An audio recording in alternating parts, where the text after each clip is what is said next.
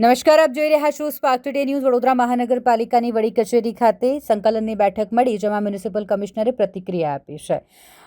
તમામ ધારાસભ્યો દ્વારા રજૂઆતો કરવામાં આવી, સૂચનો આપવામાં આવ્યા અને આ અંગે મ્યુનિસિપલ કમિશનર અરુણ મહેશ બાબુએ પ્રતિક્રિયા આપી.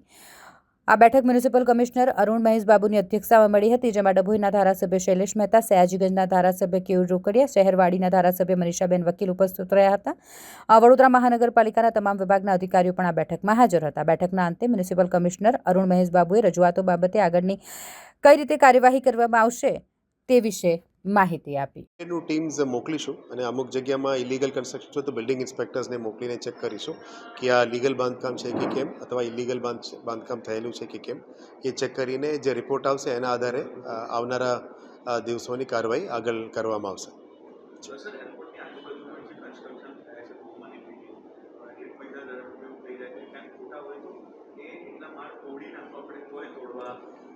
નહીં, આમાં ફનલ લાઇન જોતા હોય છે.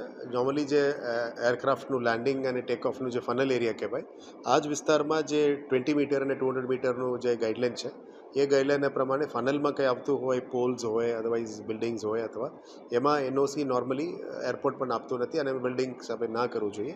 એટલે આવા કંઈ પ્રોબ્લેમેટિક હોય તો એની યાદી માંગી છે અને યાદી આપીશું.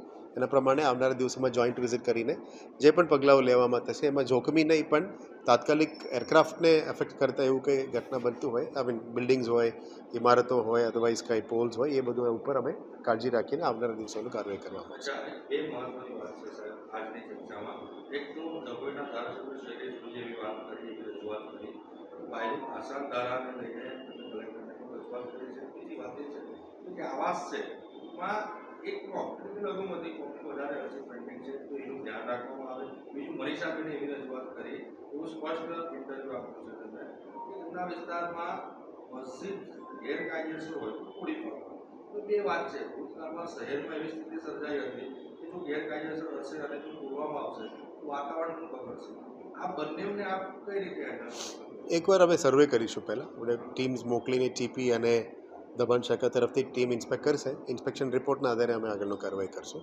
અને બીજું જે પ્રધાનમંત્રી આવાસની વાત છે અથવા બીજી પણ આવાસની વાત છે, એ જે પણ કલેક્ટરશ્રી તરફથી લેટર આવશે, આ લેટરને ધ્યાને લઈને આગળનું કાર્યવાહી અમે કરવામાં આવશે.